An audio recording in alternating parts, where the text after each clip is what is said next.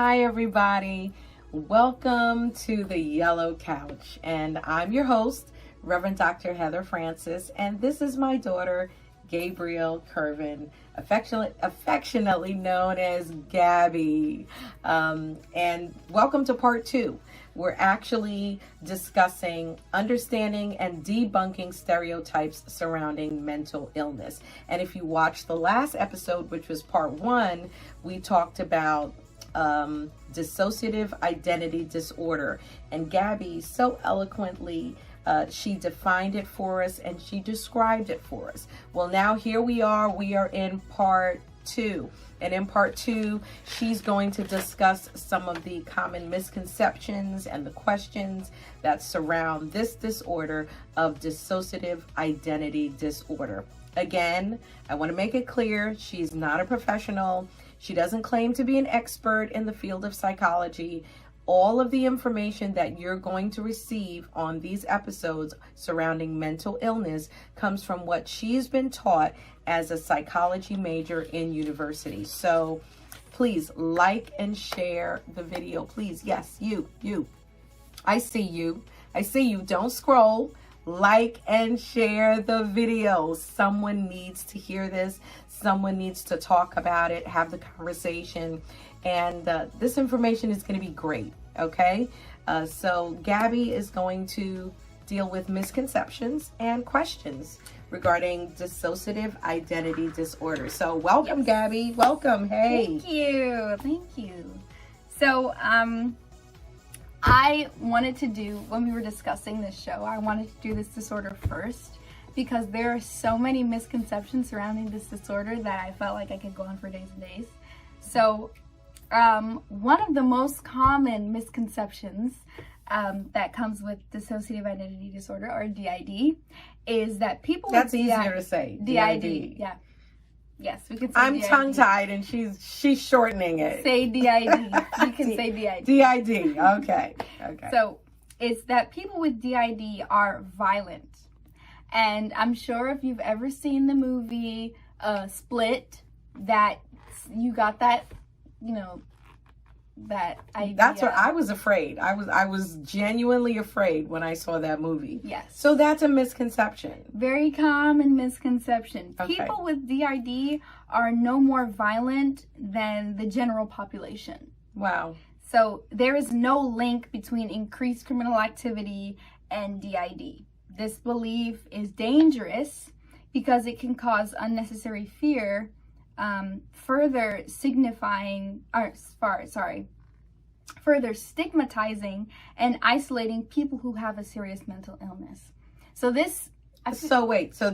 you're right, because it will make people afraid, right. Number one, to even talk about it. Right. And number two, to seek help. Right. Because, if people think you're violent, you don't even want to let anyone know that you're suffering with this. Exactly. So, honestly, guys, I was petrified of that movie. I really was. So this is a necessary conversation. Right. It really is. So as I was talking before about the movie Split, in that movie, we see a man who has multiple personalities, or dissociative identity disorder. So was he diagnosed with DID in the movie?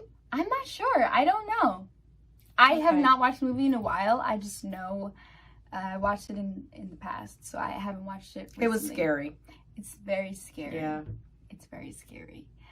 But in that movie, he has loads of personalities, and one of them is called the Beast. And the Beast was that the strongest one? Yes. That was scary. So the way superhuman strength, right? The way that they describe it in the movie is that he was like dormant for a long time, and he was gonna come, and it was gonna be crazy. Like once he showed up, everything was gonna be different, and they were preparing for him to show up. All the altars were preparing for him to show up, and he was much stronger than the host.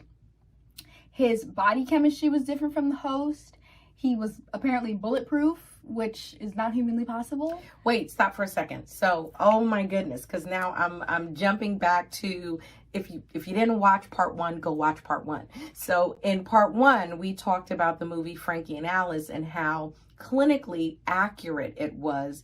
And I found this to be like really interesting that the little, you'll hear that in part 1, the little alter needed glasses. Yeah. And the other alters did not. I mean, oh my goodness, that blows me away that actual personality technically needed glasses, and Genius, it was Genius, and Genius really needed glasses. So wow, that's amazing. So go ahead. Like I said, I'm not a professional, so I'm not an expert Crazy. on this disorder, so I can't confirm or deny whether that is possible, but it's interesting. it is very interesting. So the movie, if you have that, let us know. That's why we're exploring this, because we want to point you to the right direction to get professional help. We're not she's not an expert in the field, but we can always point you to someone who is and have resources for you. But if you have, that would be crazy. Wow. Oh, it's interesting. Right, as we talked about before in the previous episode, some common symptoms are memory loss or amnesia of certain time periods, events, people, and personal information. So something that was happening in Frankie and Alice was she was losing time. She would go through her day and forget how she got home, or she would forget the entire day and just get up for work and just go to work like nothing had happened, and she just thought she was having like migraines or something, and she was just losing time. Oh, and another thing that happened that was really interesting in that movie, one of her alters would write checks because her rent check bounced. So, I mean, they're capable of allowing the person to function and do everyday normal activities, but not let the host know what's going on. Yeah. And I mean, that's got to be really challenging and difficult, to know that there's a part of you that is living life out loud, basically, and doing things that you, as the host, you have no idea. So yeah, it's really interesting. But there's help out there.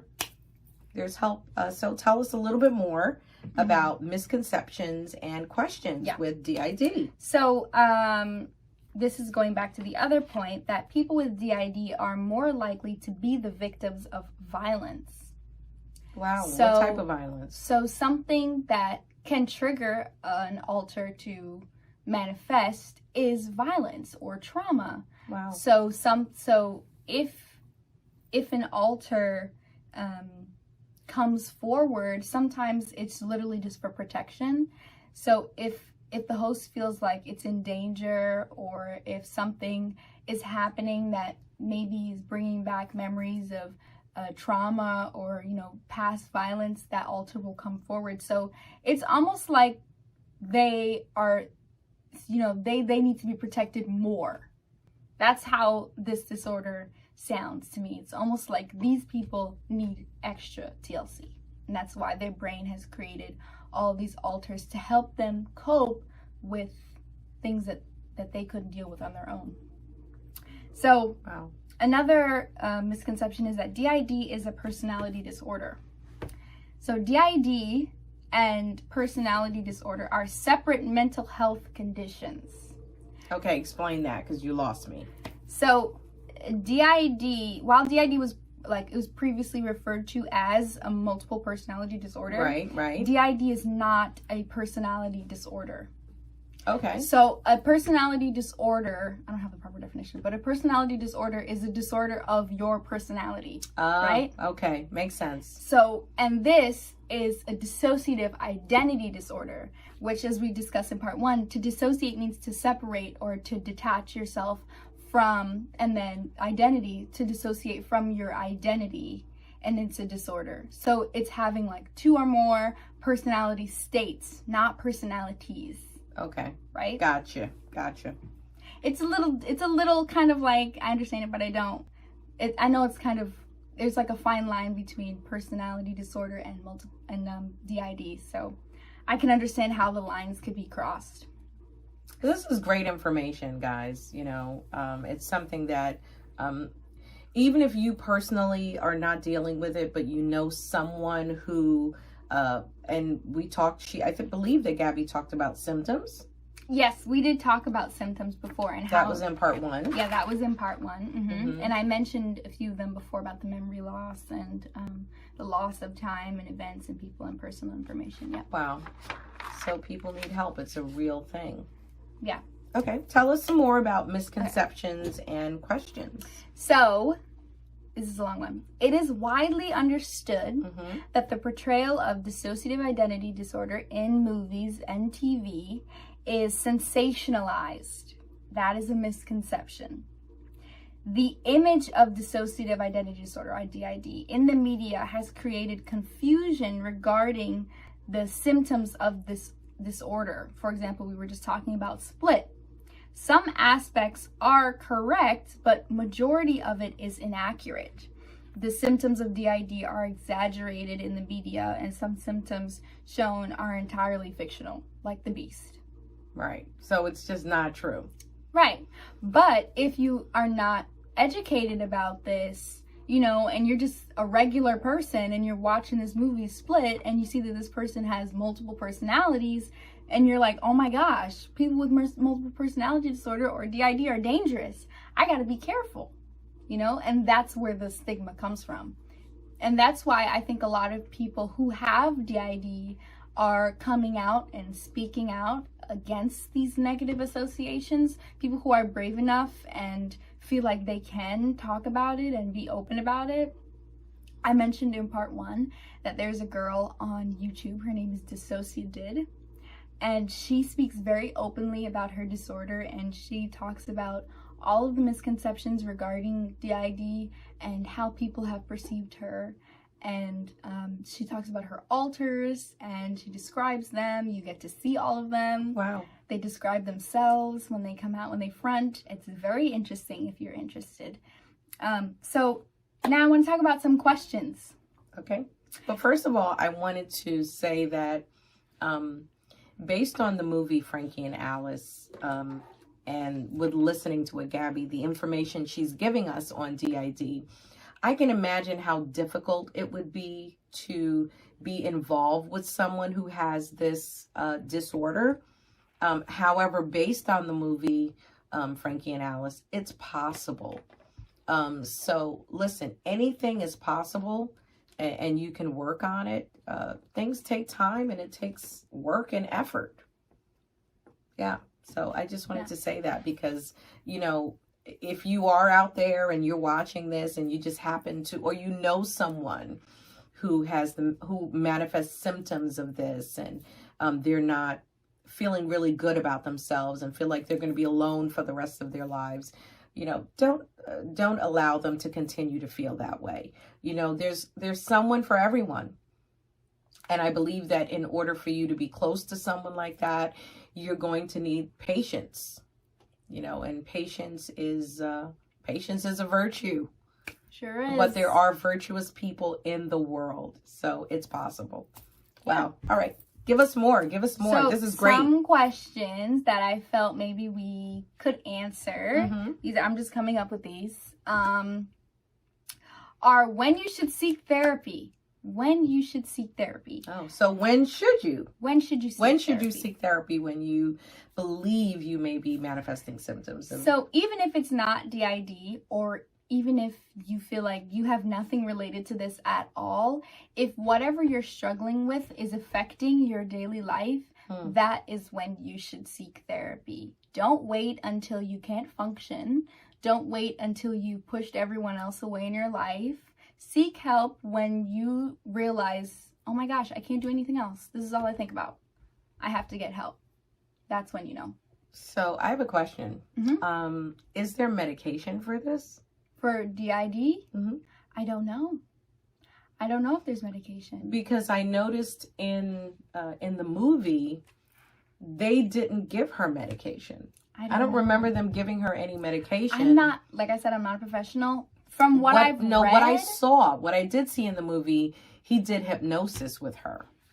And the hypnosis was very successful. Well, we also have to remember a lot of, this is like, that movie is based, well, that was like a long time ago, right? That was supposed to be like, it's kind of outdated, right? So maybe the treatment has changed? Possibly. I'm not sure, but you know, the DSM-5 changes all the time. So I'm sure that treatments change all the time. Give us some more misconceptions and questions. So another question that maybe you will have, because I have to just assume what you guys will ask, and that's where the questions portion comes from. But maybe you're thinking, you know, how do I deal with someone who I think has dissociative identity disorder? Great question. You know, and like my mom said before, literally you have to have patience, and you cannot force them to tell you things that they don't want to tell you. A lot of these people is that like a huge no-no? I'm not a professional. I don't have like experience with people who have DID. I just know that because there's a lot of trauma rooted in this disorder, or there can be a lot of trauma and violence rooted in this disorder. You don't want to trigger them by talking to by asking a bunch of questions or forcing them to tell you things, and then they shut down on you, or they start switching alters, and then they get defensive. Like, that's the last thing you want. Just be patient and try your best to just be a support instead of trying to be their therapist or be their doctor. Just be there for them, just be a friend, or just be whatever they need you to be. Oh, that's great. Yeah. Love goes a long way. Sure does. Love does go a long way. Love is patient. Love is kind. Be kind. Be kind. Yes, that's another thing. You should definitely be kind, because a lot of people struggling with any kind of disorder, any kind of mental illness, issues, it can be hard for them to just live. To function. And then when they get criticism or they get talked down to, it just makes it even worse, So you never know what somebody's going through, so always be kind to people and stand up for what you think is right. If you see somebody being, mistreated because of their mental illness, or just an assumed mental illness, or an invisible disability, definitely stand up for it if you know that it's right. And, our background, for those of you who don't know, our background is the church. So, unfortunately, everything in church that is, when it comes to mental health, it becomes demonized. And I believe that we're so far past that now, as far as education and knowledge. And the Bible says that we perish for a lack of knowledge. And so I believe that mental health has come such a long way that it would be a disservice for us to not be more open as far as understanding and being enlightened. And that's why programs like this are necessary. And encouraged. Right. Encouraged.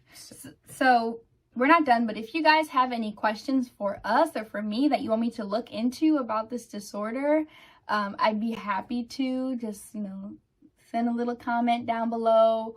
Or if you have maybe something that you want to ask us personally, don't be shy to DM us personally or send us an iMessage on Facebook. We'd be happy to reply. And like my mom said before, point you in the right direction if we cannot help you. So with DID, what we've learned is that dissociation is a separation or a detachment from yourself, or a feeling of being detached from yourself. And to dissociate, we learned that there are different disorders, but this specific identity disorder is when you separate in your identity. That makes sense. I hope I'm explaining it right. Mm-hmm. And sometimes, for some people, this is a problem, and that's why it is a disorder.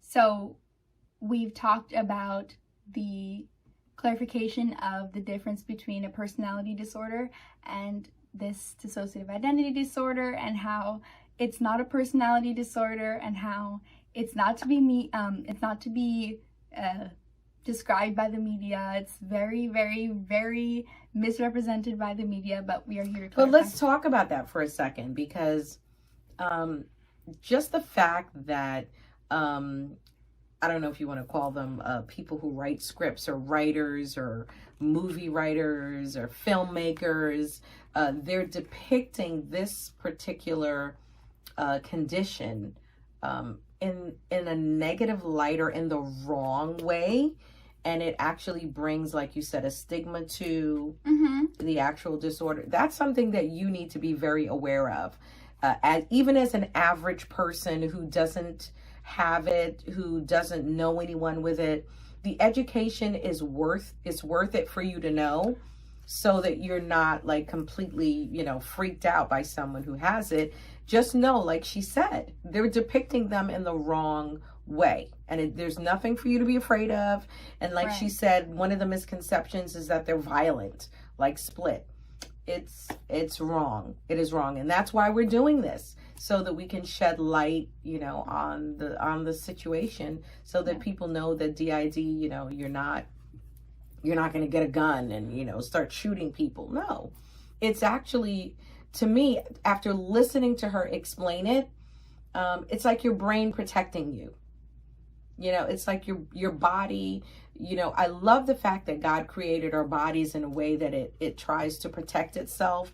And the fact that your body is actually self-healing. That's why when you get a cut, you put a Band-Aid on, you clean it off, you may put some Bacitracin or some Neosporin on it and cover it up. And then after a few days, you can take the Band-Aid off, and what happens? It heals itself. So it's natural for your body, the way God created your body. It's natural for your body to want to protect itself or heal itself. And this particular disorder, to me, based on what the information that I'm receiving from Gabby, is that your body is protecting itself, right? Or your brain. Your brain is protecting itself. So, I mean, this is great information. So, what else can you tell us about it? Or is there anything we're missing? Is there something else we need to know? You've covered a lot of bases, which I love. But if there's anything else that, as we're winding down, we've got a couple more minutes. I will say that I don't blame the media for portraying it this way. I think why? It's very easy for people to sort of misconstrue things like this, and people find it entertaining. So I think that it's not good that they're doing it, but it's easy for them to do it, if that makes sense. I think it's very easy.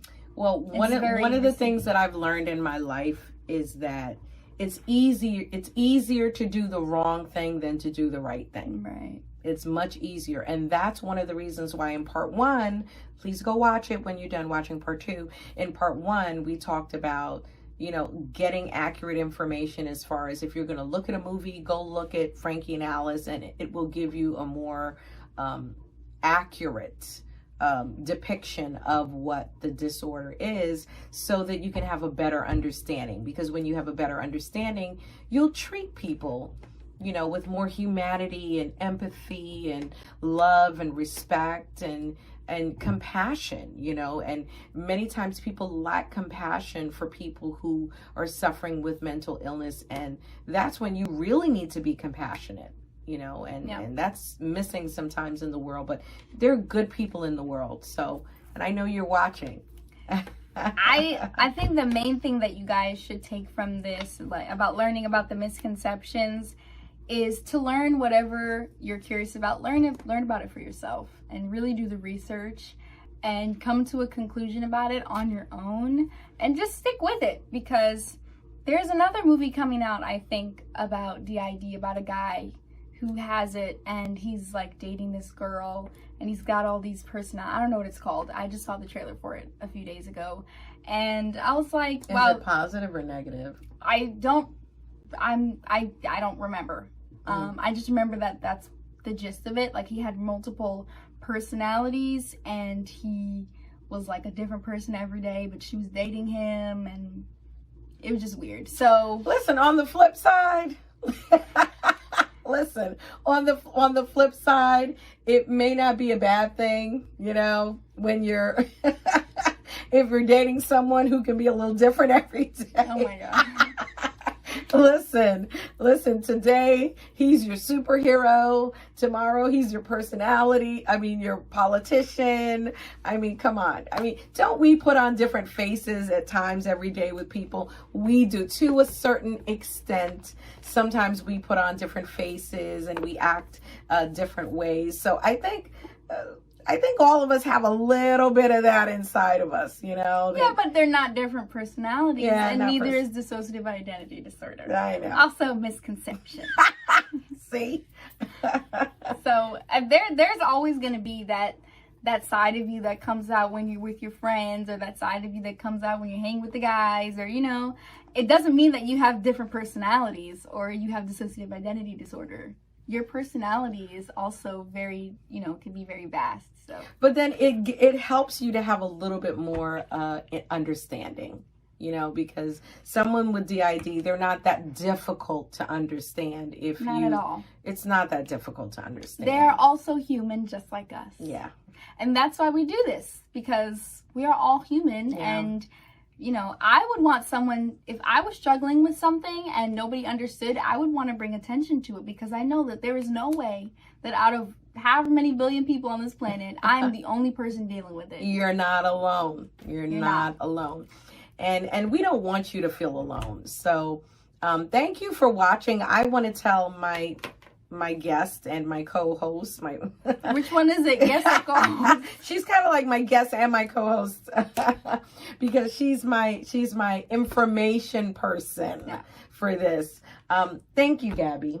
Of course. Anytime. Thank you for acquiring all this information. And for the next episode, stay tuned. We're going to be doing mental health for a while. Especially due to the pandemic. I'm not sure the next subject, but we're going to be talking about things like anxiety disorders. What else? What else are we going to talk about? We'll be talking about, let me see. I know we're dealing with anxiety, because anxiety is... Well, anxiety disorders, I believe we're talking about. And I think that's great to talk about it, because it's going to change the way people interact. We'll be talking about bipolar 1 disorder. Bipolar, 2, oh, that's a good one. Social anxiety disorder, social phobia, and then generalized anxiety social disorder. Phobia? Yeah, social anxiety disorder, which is also a social phobia. Okay. All right, great. And then generalized anxiety disorder. Okay, so listen. Come on back for the next episode. Keep an eye out for it. We're going to be looking forward to seeing you. And if you like the content, let us know in the comments. Let us know what you want to see. Yeah. And so thank you again for your insight on this subject of dissociative identity disorder. DID. Remember to go back, DID. Remember to go back and watch part 1. This is part 2. And I pray that this program has been enlightening for you, and that you have a bit more understanding on the subject matter. And I'm going to let Gabby have the final word. Remember to have courage and be kind and always stay positive. Bye, guys.